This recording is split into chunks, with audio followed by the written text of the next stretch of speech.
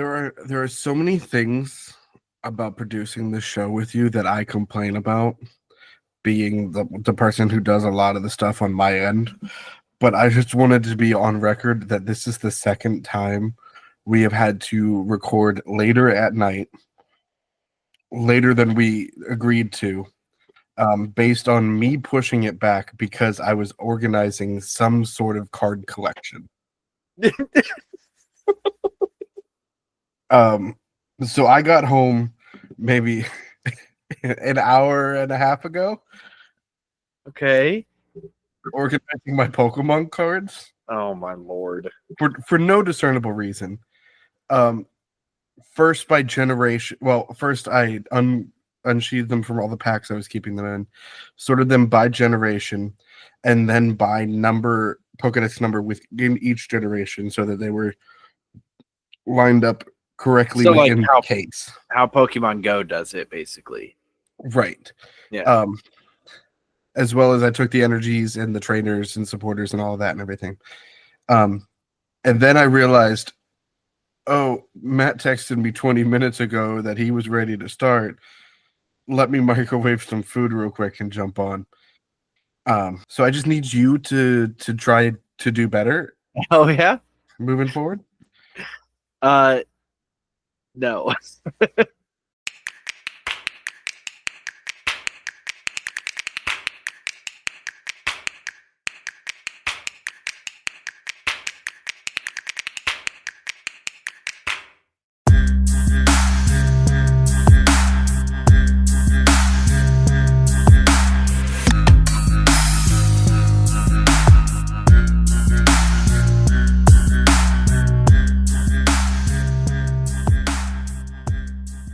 Welcome to the Garlic Boys podcast, where we treat friendship like a good recipe treats garlic. You can never have too much of it. We're your hosts. I'm Connor O'Connor. And I'm the guy whose partner is away, and I'm so lonely, and I'm wearing the same clothes that I wore yesterday. Mia back home. No, she's not home yet. I'm very sad. I meant in with the state where she's from. Oh yeah. That's not her home anymore, Connor. Yeah, no, she's visiting her grandparents right now. Wow, I'm so out of it right now. Yeah, she's visiting her grandparents. She was hanging out with some friends over there, and so now she decided to spend the night at her grandparents so that she doesn't have to drive back late at night in the darkness when her headlights are garbage. So when did she leave? She didn't come home from work on Friday. Yesterday. So she just left straight from work. So I haven't seen her since yesterday morning, which really doesn't seem like that long of a time. But dude, I woke up at noon today. I had intended to, I set alarms for like 8 a.m. I had intended to do so much. Like I was going to mow the lawn. I was going to get the dishes done. I was going to clean up the house. I was going to get laundry done. Guess what I did? None of. All of that. I didn't do a single one. Because of the big sad of missing Mia? No, because of the crippling depression I'm already experiencing, as well as sleeping until noon. When I miss my intended target, everything else just falls apart. You know what I mean? Goal number 1 already didn't get met, so yeah. Why have the rest of the list? Right. I can't mow the lawn. It's already too late. You know what I mean? On mowing time. It's way beyond lawn mowing time. You have to do it early morning, you know? I do know that because I passed someone at 8:30 this morning mowing their lawn, which was too early for me, I think. Yeah. There was also too cold this morning to be out that early. Yeah, it was chilly. It was chilly. Not that I would know because I slept until noon, but the forecast said it was chilly, you know? But I slept on my pull-out couch because I was up playing video games, and I'm like, I don't want to move. So I just went to sleep on the pull-out couch. It's too much effort to go upstairs to sleep. No. Let me unfurl this whole couch. To be fair, the pull-out couch is already pulled out because we've been using it as like a comfy, cozy couch bed kind of thing. So like when we're watching movies, we can like sprawl out, have our legs not cramped up on the couch, stuff like that. It's not very comfortable, if I'm being 100% honest. But none of the words you just used to describe it sounded comfortable. There's like a bar right in the middle. It's a support bar, obviously, but it's like right in the middle, and it hurts so bad. I don't know how. Like when I first moved into the house, that's what I was sleeping on. I didn't have a bed. Sorry, Bob. I knocked over Bob Ross. I didn't have a bed, so that's what I was sleeping on. I don't know how I did it. I do agree that pull-out couches suck. That middle bar is never. It's always there, and it's right at hip height too. Yeah.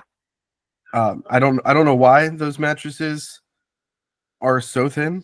I guess to fit in the couch, but like also, can we do some R&D to figure out how to make this mattress? Right. I know that this couch is probably a good 60 years old. Like I got it hand me down from my sister because I didn't have a couch when I moved into my new house. So she's like, "Hey, I have a couch that we don't use." Your sister famously born in the 50s. It was her husband's grandparents' couch, I believe. But no, it's comfy to sit on. Like I could sit on it all day. It is not comfy to sleep on. If it's couch form, it's comfy to sleep on. If it's pull out bed form, no thank you. Even though I've been sleeping on it for probably the last week and a half because it's already out. And why not? I can play video games and stuff like that, and then just go right to sleep. I mean, I've famously mentioned on this show a few times, I think, how the first night at college, I didn't make my bed. Like first night at college, I didn't make my bed. So I slept on this love seat that I had in my dorm room. And so I didn't actually sleep on my new college bed until night 2 because I was too lazy to make the bed. That's so classic you. I haven't changed. It took me 3 weeks to put fresh sheets on my bed. Yeah. After I cleaned them. Well, I should say this. It wasn't 3 weeks of having no sheet on my bed. Autumn bought me new sheets because I only had one pair of sheets, and apparently that's not enough. Okay. It takes so little to make men happy and it drives women insane. I'm joking. You're great. But it's because I like the way these ones feel the best, and anything else feels weird, and I don't like sleeping on them. Yeah, no, I totally get that, buddy. I totally get that. And there's one specific texture that I like, but the store doesn't exist anymore, so I don't know if I'm ever going to be able to find this again. Right. And so I have to just try. But the sheets she got me felt a little bit hospital-like. That's fine. I'm just grateful she gave me something. I don't need it to be great. Yeah. But I had them on for a little while, for like a week and a half or whatever, while I was trying to find the motivation to wash the other sheets. Mm-hmm. Eventually she just we got it done and everything, and then I had the clean sheets, but they were just sitting in the pile of laundry in my corner of my room. And then eventually I got tired of the texture of those other sheets, so I took those off my bed.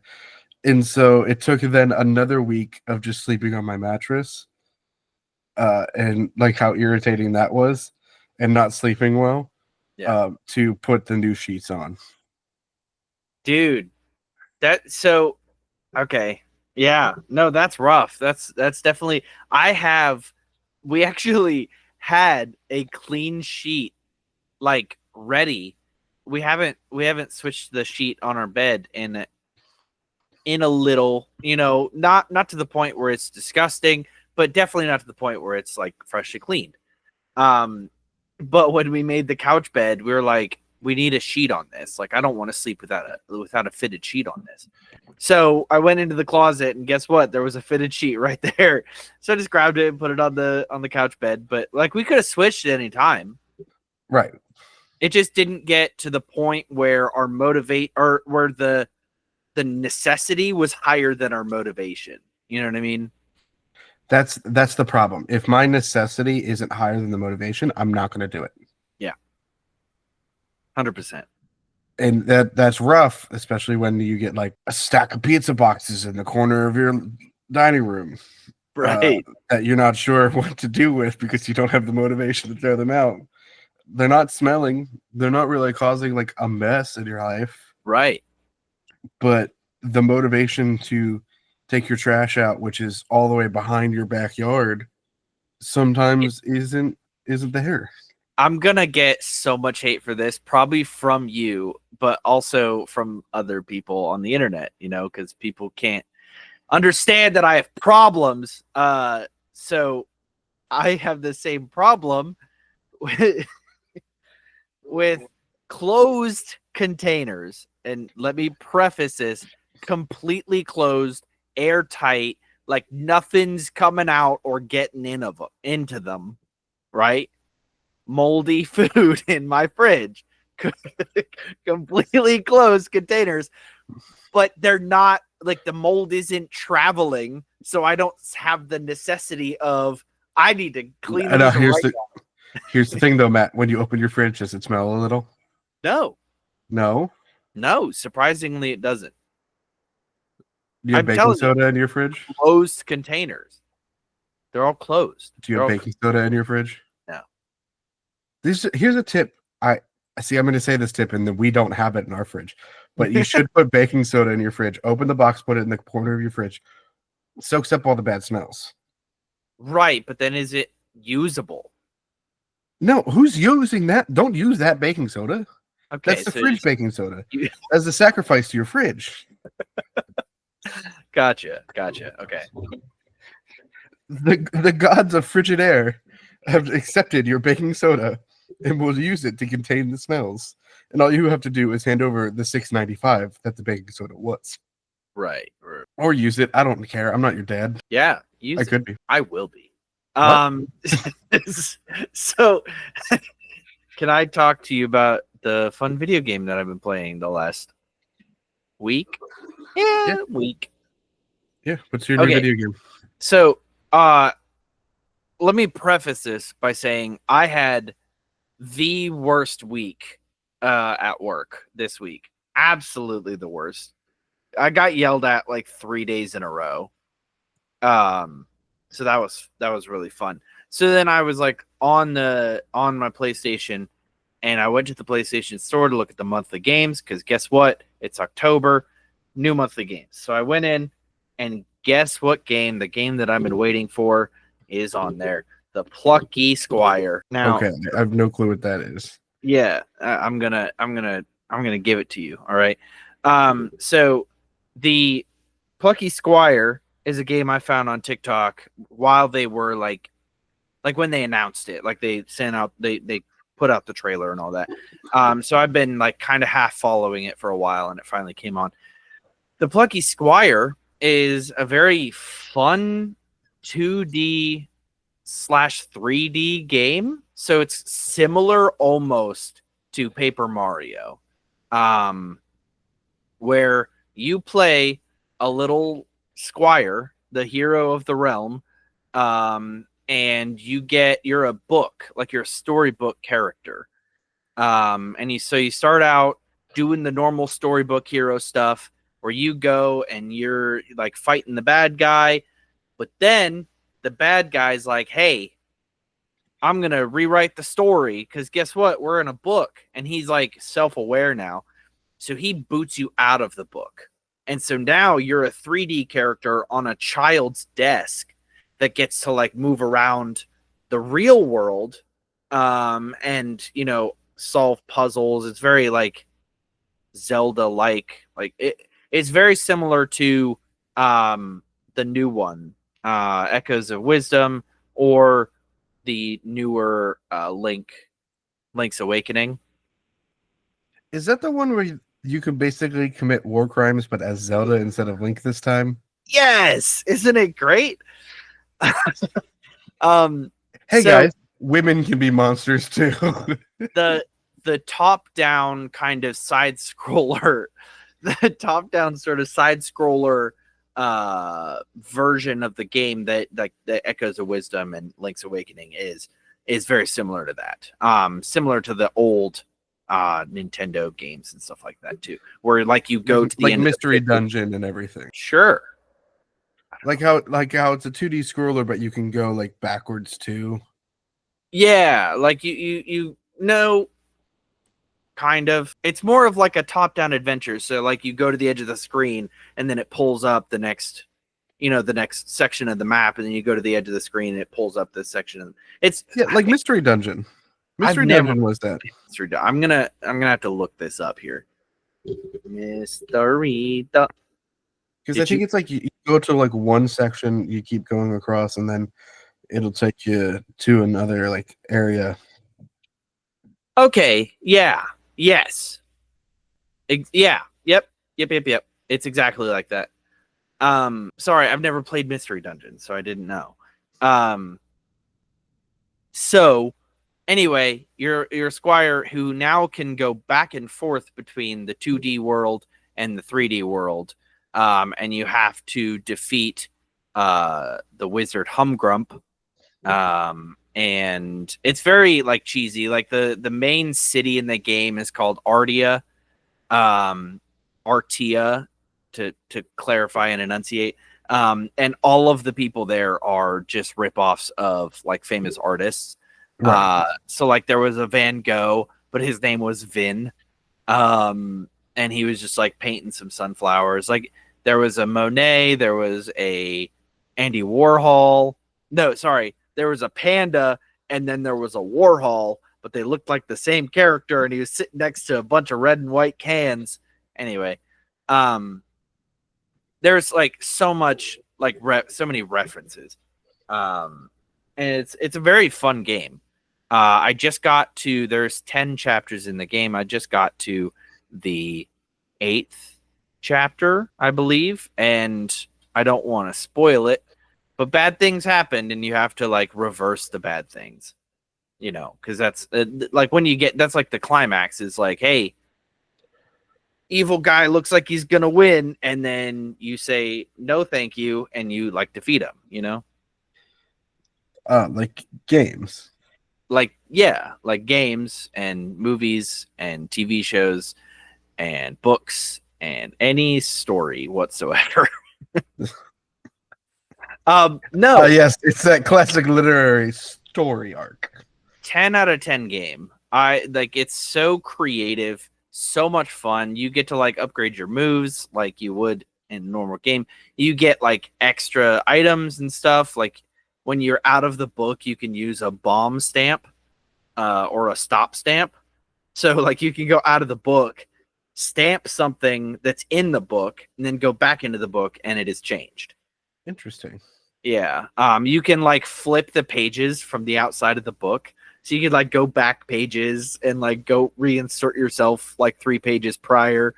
You can lift the book so that things on like in the book will roll or slide in that direction. Super fun. It's very puzzly. It's the same thing over and over again. Like every chapter is problem, solution, boss fight. Problem, solution, boss fight. Like that's the whole thing. But it's been creative and a lot of fun, and the like going back and forth between the realms is placed well, I guess you could say. Like at one point there's a bucket and there's like aliens and like a rocket ship on it, and you have to like, the problem is, hey, my dad was torn into pieces. Could you go save my dad and reassemble him? So then you go, he's like a rocket ship. So he's like disassembled rocket ship is his dad. So you have to go to the left side, then to the right side, then to the middle to get all the pieces. It's fun. It's very fun. I think it's like, it's one of those games that anybody could play. There's no like innuendos. There's no nothing. Like it's an action game. You're killing monsters and stuff like that. But it's pretty safe generally. And like Mia said, she would be interested in playing it. So that's a check in the right direction for me. Nice. It Yeah. sounds like a fun game. Like It it is. sounds like something that like it's not like a cozy game like Stardew Valley or like Animal Crossing. yeah, sorry. I was saying all of like the secondary headings for them, but I could not think of Animal Crossing. Yeah. But like there's still like some adventure to it. Mm-hmm. And is it like chibi-esque or is it more I will share. standardized? I will share a picture with. Okay, let's just go to images. Yeah. It's very cartoony. Okay. This is what it looks like. So like that's the main Plucky Squire. And then like this is a still from Ardia. So you got painters. Van Gogh's right here. I see it, yeah. Bubble. Then a couple other artists. Frida Kahlo's like over in this direction, but That's anyway. Monet right there doing the lily pads, right? I think so. Yeah. But then they put like mini games for boss battles. So one of the mini games was like a boxing mini game. Okay. Where you get to. It's so much fun because each of the characters. So you have the Plucky Squire in the middle here, and then next to him on the right is his friend Violet, and she's like a wizard. And then the other side is his friend. Oh crap! Here's a better image. He's a troll, a mountain troll. I don't remember what his name is. I'm so sorry, buddy. But he has like a music themed mini game where he's like, because he's like a drummer. And she had like it was like the bubbles that like there's a row of bubbles, then you shoot a bubble at it, and if it's the same color, it'll like get rid of them. A bubble burst, yeah. Yeah, that was her mini game. This is a still from like the desk. So obviously still animated, but a little bit more realistic. And you get to kind of like run around on it.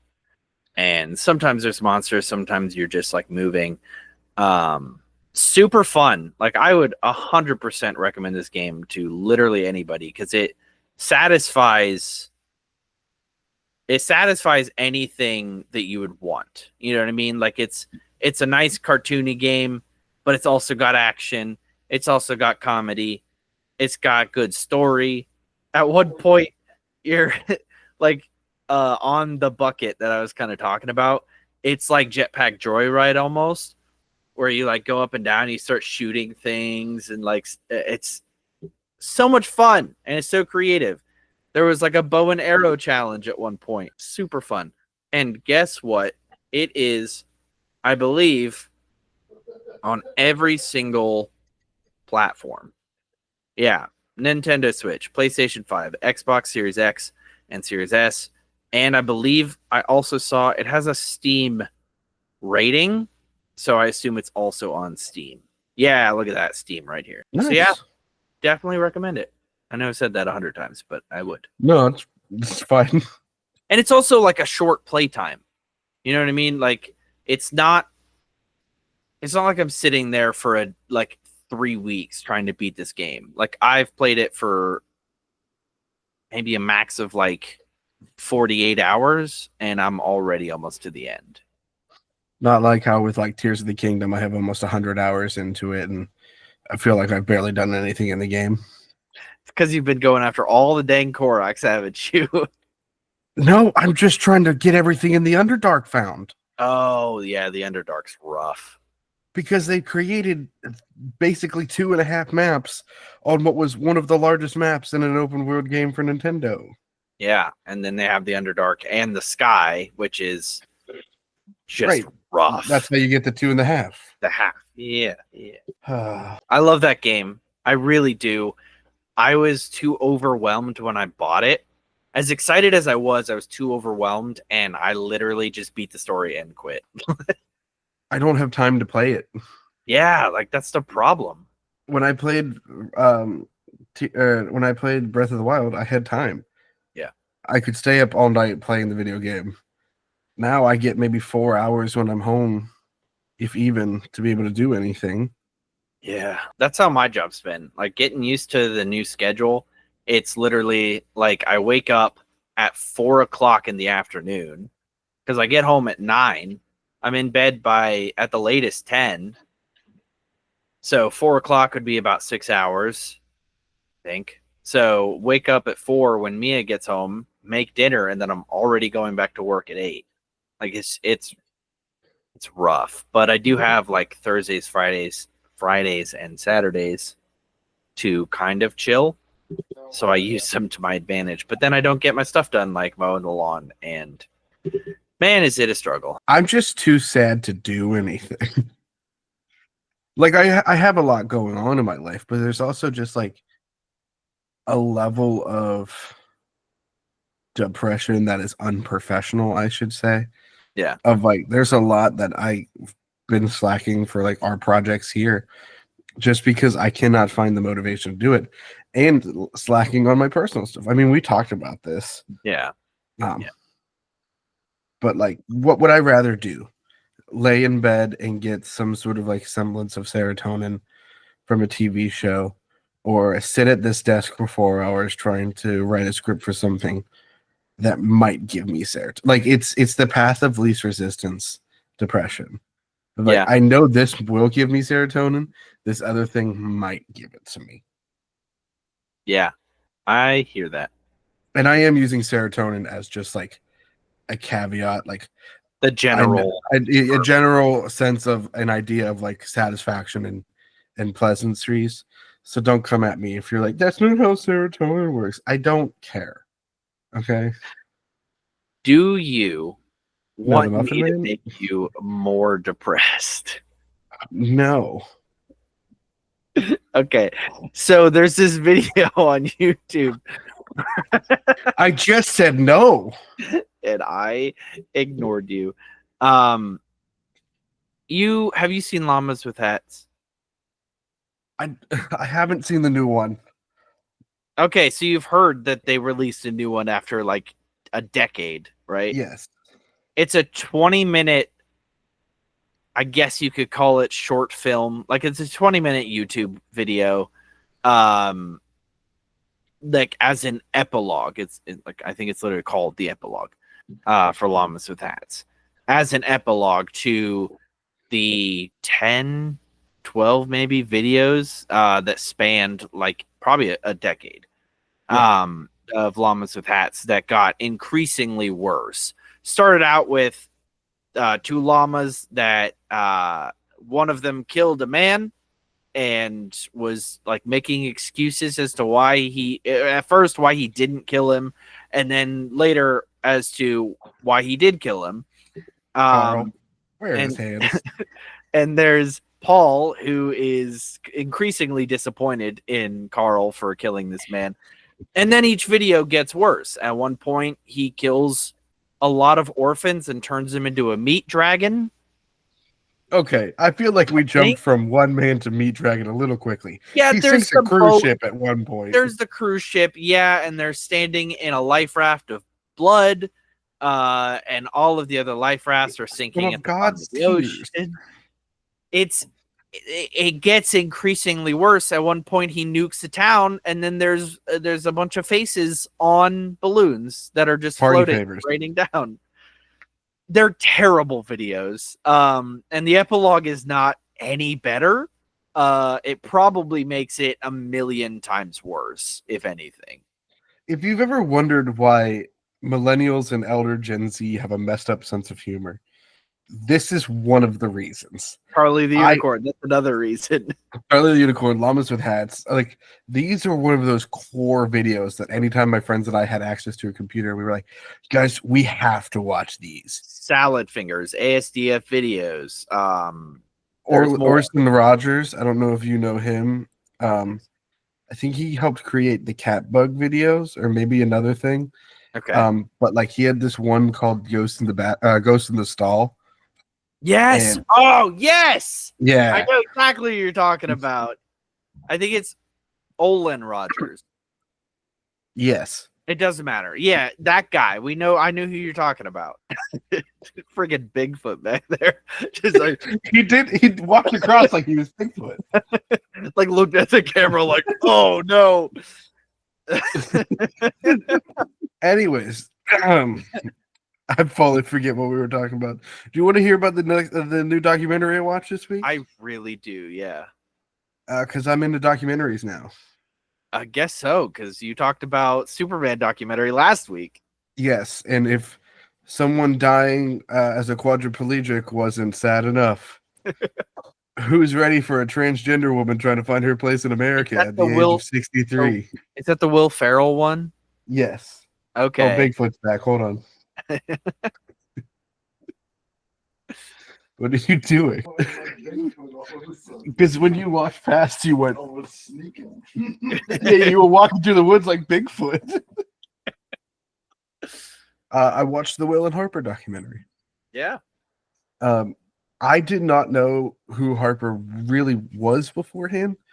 Like even videos, pictures, things like that. I didn't recognize them pre-transition and all of that stuff. But if you've ever laughed at something Will Ferrell has said or done, typically you've laughed at something that Harper Steele wrote. Okay. And so like they were just a group of like a pair of people that were great friends. She was the head writer on SNL for a while after being hired around the same time Will Ferrell was for the job. She of course was a writer. He was a cast member and things like that. They often collaborated on a bunch of sketches. They had one that they tried to do where they both wrote half of a sketch called Unicorn Mountain. And and Will wrote like this like kids music intro to like a kids theme song to a kids TV show and everything, like happy intro. And then Harper wrote it was a dark, desolate mountain, and you see Tracy Morgan and Will Ferrell eating a unicorn. And they're like, it was surprisingly easy to catch. That of course never got made. But it follows them going on a road trip together as Harper came out to Will in 2020, I believe, maybe 2019, as a transgender, made her transition and has basically just restarted her life. But she talked about how before she used to take long road trips across the country. And so this was a way for her to sort of see if that's something that she can still safely do and experience now when she's living her truest life. And it was a time for Will to ask all of those questions that he had in an environment that was safe and just like sort of like, look, I'm accepting you, but there's just like things that I don't know about. Yeah. And like it's it feels very real. Like of course there's comedy and humor and like they're telling jokes and being friends. But like there's one point where they're in Texas and Will comes to the restaurant dressed as Sherlock Holmes and it's getting all this attention, eating this 70-ounce steak in this competition and everything. And it calls attention to Harper. And you can see that Harper is starting to feel actually like super uncomfortable that she's in the spotlight and getting noticed in this town. And like her anxiety is rising. And then on the screen, the director starts cutting in comments from Instagram posts and things like that that are negative about Harper and being like, why is Will associating with that? I think is one of them. At one point, they go to an Indiana Pacer game, and Will Ferrell starts talking to the governor of Illinois or Indiana, whatever state I just said.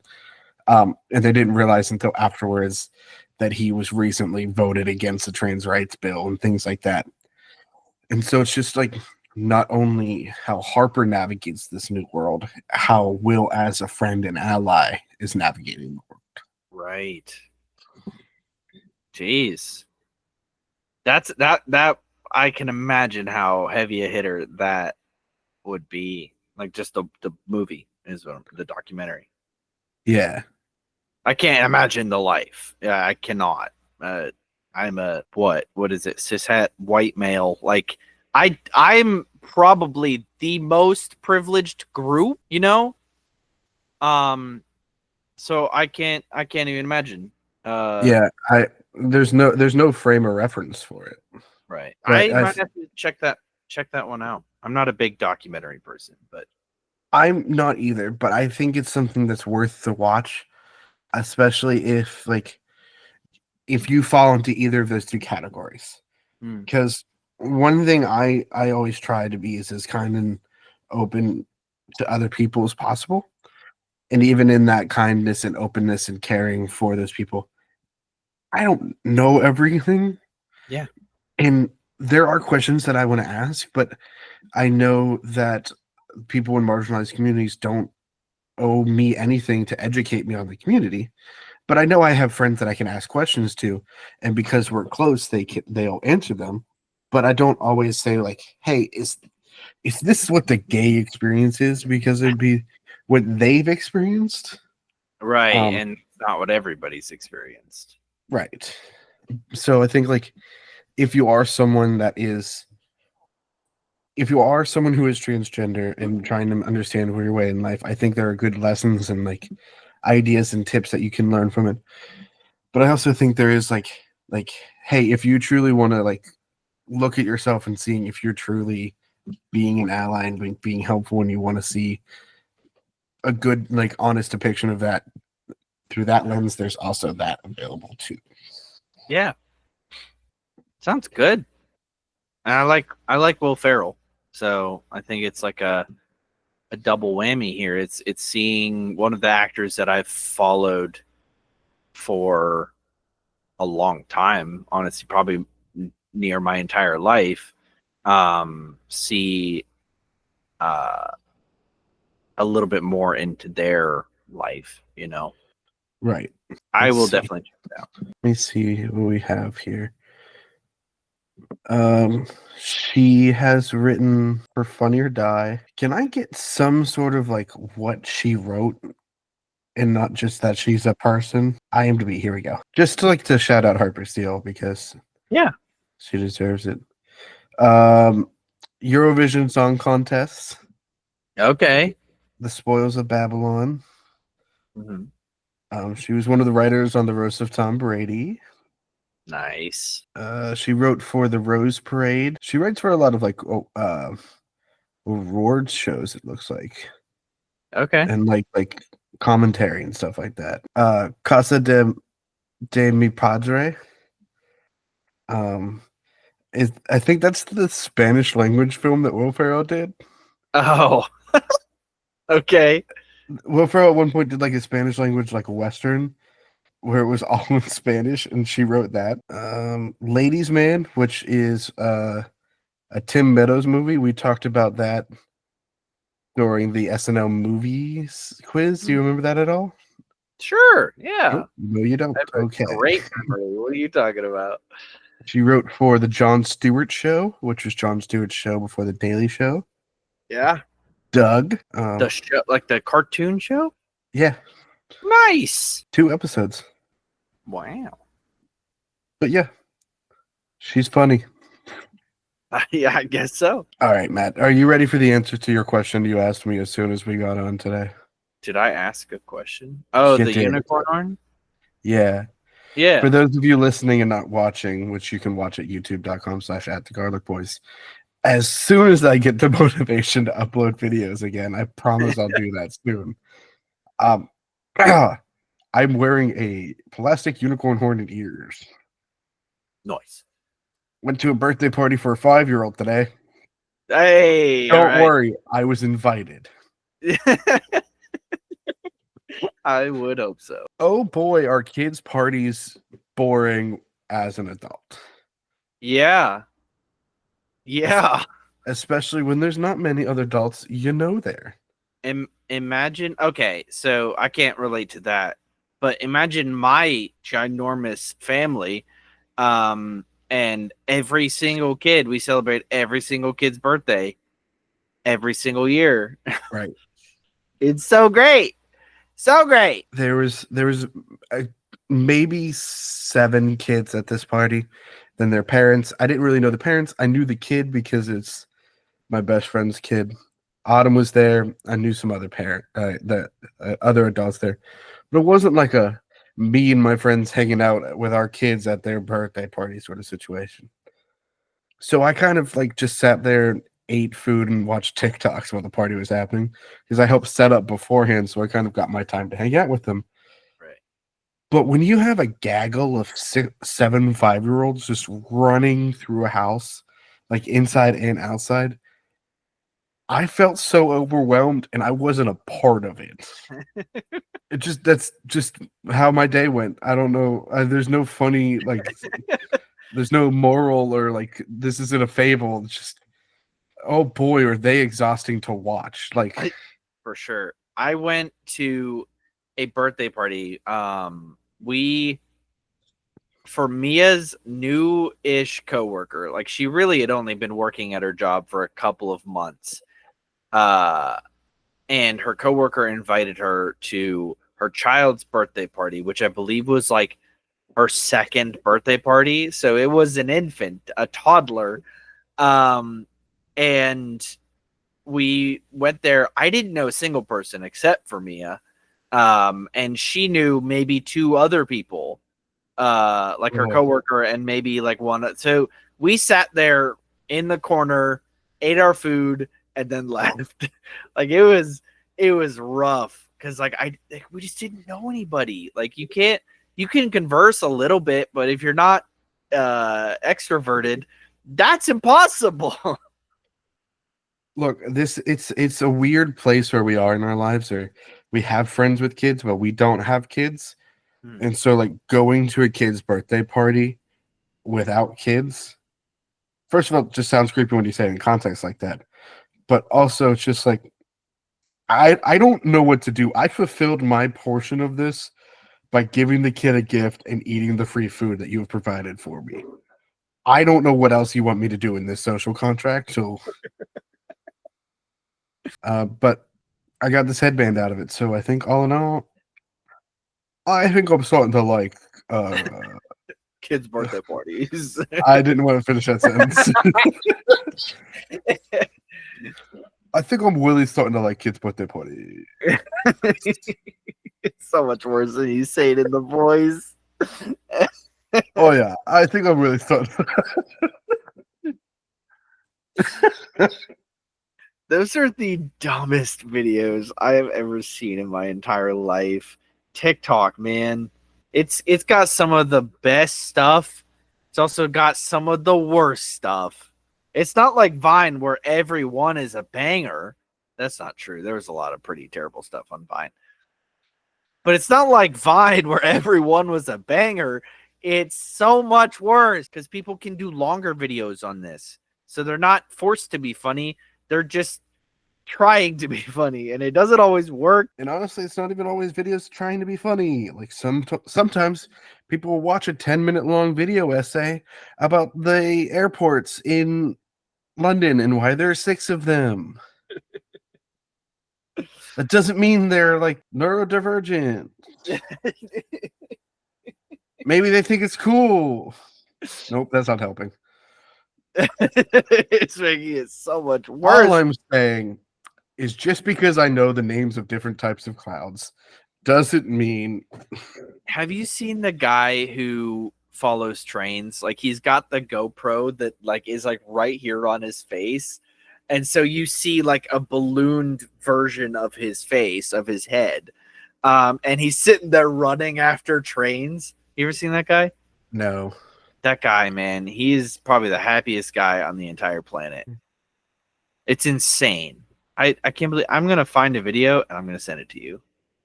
I do regularly watch a series called Map Men, which is just 2 British guys talking about maps. Yeah, I think you sent me one maybe. I remember watching one. I don't remember if I don't watch the videos you send me, if I'm being honest. I do. I just wait until they pile up to about 100 and then I go and watch them all at the same time. Yeah, can I tell you, one night you woke me up in the middle of the night while you were I at was work. just tapping and liking the Because I video? just got so many notifications in a row. My watch was vibrating like I was getting a call. And so I was like, all right, who's calling me? And I look and it says, Spaceman Matt has liked one of your videos. Spaceman Matt has liked one. And it was like, I honestly, I hated you in that moment. I've never hated you before, but in that moment, I was like, it's 4 o'clock in the morning. I He's was at waking work. me up. I was at work, man. I don't know what else to do except watch TikToks. Okay. Your job? So what I'll do is I'll space out the likes so that it doesn't sound like you're getting a call and you sleep through it. There you go. That's what I'll do. Or I'll try and keep my TikTok liking to the daytime hours while you're awake. Just for you, buddy boy. Feels so special. I don't want you to hate me. I already hate me, and that's enough. That's enough. All right. Well, this feels like a good spot. Thank you so much for. I don't even know if this was an hour. I don't know what's going on. Hold on. We got on, and you did it real quick. It's been 49 minutes. Oh boy, do we have 10 more minutes to talk, or do we want to just? This has been full of depression. This might take the cake as our best episode ever. And by best episode, I mean it takes place of the title, best episode ever. But it is the worst episode ever. No, we had some good talks. It's not the worst episode. Yeah, do you remember at the top where we talked about sheets? And how sometimes the sheets have a weird texture that makes us get all the heebie-jeebies and not want to sleep on them. Exactly. Yeah, I know exactly what my sheets right now have those little pills on them, you know, like the little fabric, you know, balls. You know what I'm talking about. Not a clue what you're talking about. What? You never had like a sweater or something that like they're called pills and they're like literally just like little balled up fabric. Oh my goodness. I'm gonna need a picture. I have no clue what you're talking about. Yeah. Okay. Maybe if I could images this kind of stuff. Let me share my screen. Can you see that? Like called pills. Oh, Like little okay. little lint kind of things on fabric, but they they look like I don't know, they're just called pills. But it's got that all over my sheet right now, and it is like sleeping on sandpaper. It's rough. I don't know. You have to get like a pill remover to get rid of them, so that's fun. See, the fabric of sheets that I have is called jersey texture, I think, and so it doesn't get that. Which I know, like jerseys will get that, but this doesn't, and it's also it keeps its coolness really well. Yeah, like that's it why doesn't we overheat. Yeah. Well, thank you so much for listening. We tried. It was an attempt.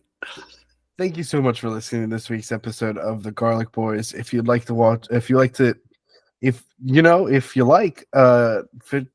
Instagram, and Facebook. If you really like, patreon.com/@thegarlicboys, $3 to $10. If you really like, redbubble.com/garlicboys.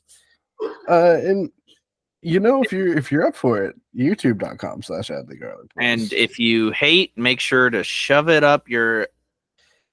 You're supposed to cut me off there. If you like me specifically, youtube.com/Connor. If you like me specifically, make sure you get the first Redbubble order and get the sticker of me because I'm better. Because I don't have a channel. If you guys like my YouTube channel, maybe you'll have the motivation to like actually make another video. You know, if we become famous, maybe I'll have the motivation to not die. Maybe. That's a good incentive. That's a tier on Patreon. How about you save my life? Maybe question mark. I don't know. You sub for $1,000 a month on Patreon. We don't die. Maybe. Matt, do you have a supplementary mom report for this week? Oh, geez. I've shouted her out on here before, but I am going to shout her out again because we're doing a little special surprise for her this weekend on Sunday, tomorrow, but the day this episode airs. Tracy. Tracy is a great mom. She's been through. This is the mom that's been coming around our house and her kids and stuff. We've kind of integrated them into our family. She's really great, and she's a great mom, and she doesn't know how great she is sometimes. So I'm gonna shout her out again. I've definitely shouted her out before, but shout out to Courtney. Yeah, she got 2 daughters. They cool. best friend. Yeah. Mm. I've known her longer than you. Yeah. Okay. To be fair, she could be your best friend because I've transcended the best friend category to a higher category. So You're lucky she doesn't listen to this because I told her today you guys were on the same level of friendship. well, you lied to her. So have a good day, everybody. Bye. Do Bye now. you have any final thoughts for this week, Matt? Please subscribe. I need to live, man. I need to live.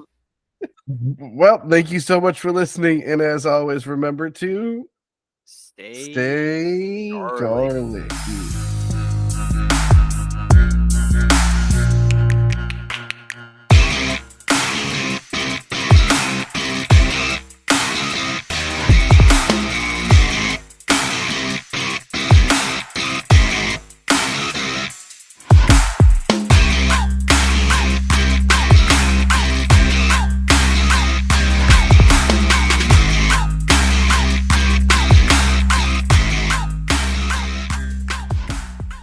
Bye-bye. Bye for now. Goodbye now. Okay, thank you. Bye now. Bye. Hey, you can go now. Bye. Bye. Why are you still here? Bye now. Leave. Goodbye. Press the big red X. Come on. Where's the blue coming from? Bye-bye now.